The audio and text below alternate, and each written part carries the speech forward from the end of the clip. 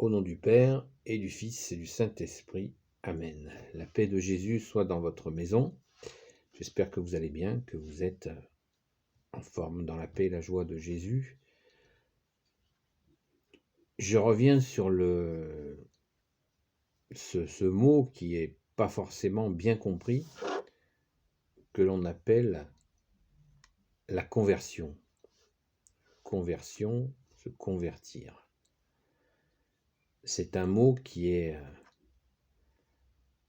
n'est souvent pas bien compris parce que soit on le charge trop, soit on le vide.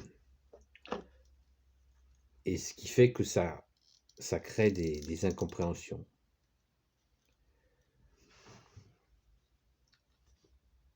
Se convertir, ça veut dire un retournement. Voilà.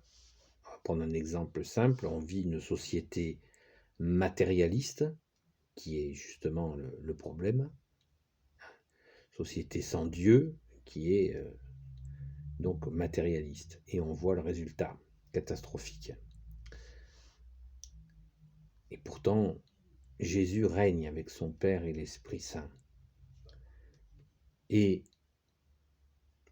quand on se convertit, eh bien, on change de cap. Voilà, on allait vers on était coincé dans un matérialisme, voilà, sans ciel, sans Jésus, qui est le ciel, qui est notre seul ciel.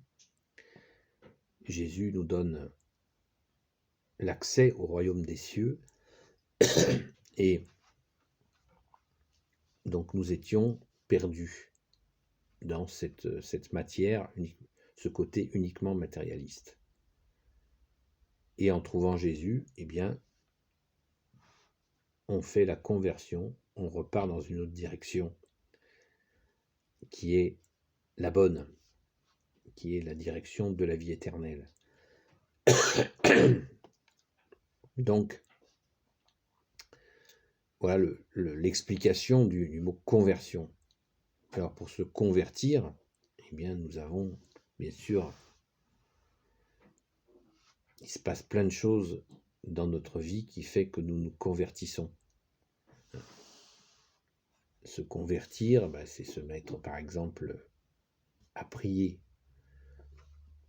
C'est, comme je vous le dis souvent, aller à la Sainte Messe. Se convertir, c'est aussi poser des actes, ne pas penser qu'à soi, et prier aussi pour celles et ceux qui souffrent, etc., etc. Il y a tant de choses à faire pour se convertir. Se convertir, c'est justement... j'ai envie de m'acheter telle chose, et je réfléchis un peu, est-ce que j'en ai vraiment besoin? Et puis non, j'y renonce parce que je me suis converti. Voilà, j'ai quelque chose, j'ai un appareil qui convient, il fait encore son usage, je peux le faire réparer, donc je ne vais pas acheter le dernier cri. Je me contente de ce que j'ai.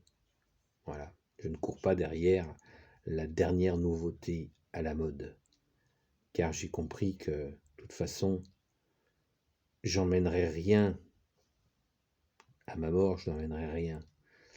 Et tout ça a que peu d'importance. Le matériel, il ne faut pas le négliger, mais il ne doit pas être érigé en Dieu, en idole. C'est ça le sens de la conversion. Après, il y a tant de façons de se convertir, qui est de remettre, d'essayer toujours de mettre Jésus en premier dans nos vies. Le choisir et rechoisir Jésus en premier dans nos vies.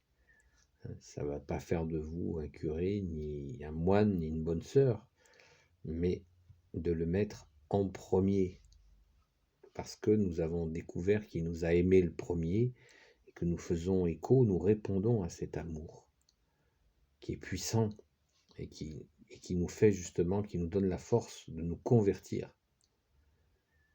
La conversion, c'est, par exemple, si dans ma famille, ça passe pas trop bien, que les gens voient que je fasse un retour à la foi, et bien que je demande à Jésus la force de tenir et de leur dire oui, oui, je suis bien dans mon retour à la foi catholique et ça me va très bien.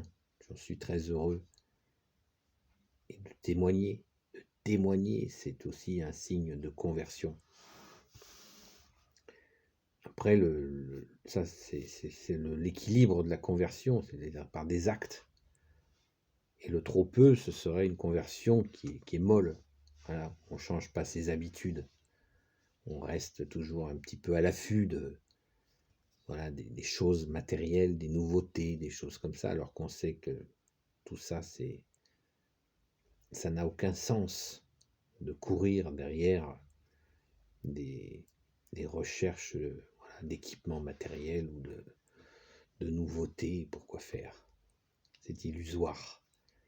Ce qui est important, c'est de nourrir notre âme, par exemple en lisant la parole de Dieu et en cherchant à la comprendre et surtout, comme Jésus nous le demande, à la mettre en pratique. Jésus nous enseigne, c'est notre seul enseignant, et il nous apprend en mettant en pratique sa parole, justement, on se convertit. On se convertit et on peut déclencher chez d'autres gens des conversions. Je connais quelqu'un qui me dit que, effectivement, les gens lui disent, depuis que cette personne s'est convertie, les gens autour de lui lui disent, mais dis donc, qu'est-ce qui s'est passé que tu es beaucoup plus calme, beaucoup plus posé, tu as l'air vraiment épanoui. Ben oui, tu parles, il est épanoui. Il a rencontré Jésus dans son cœur. Merci Jésus, c'est ça la conversion. C'est de chercher Jésus dans son cœur et de ne pas le lâcher, d'être persévérant, pas être la personne d'un moment, mais d'être dans cette constance. La conversion, c'est aussi la constance. C'est-à-dire qu'on montre bien à Jésus que ce n'est pas une surface. C'est pas un vernis, un nouveau vernis. Je me suis acheté un vernis catholique. Non, c'est pas ça. Ça commence par le cœur, puisque c'est le cœur qu'a choisi Dieu pour se faire connaître. Voilà, Jésus a choisi que ça se passe par le cœur, pas par le mental, pas par la réflexion. C'est ainsi. Merci, bien-aimé Jésus. Alléluia. Merci à ton Père très bon, merci à l'Esprit Saint. Donc, voilà, souvent on entend parler de ce mot de conversion qui est pas forcément bien compris. Quand nous sommes dans des addictions, eh bien, la conversion est là justement pour qui annonce cette libération de nos addictions, que Jésus peut nous donner la grâce d'être guéris de nos addictions, quelles qu'elles soient. C'est pas la peine d'en dresser la liste. Une addiction d'ailleurs très, très, très importante, c'est la télévision.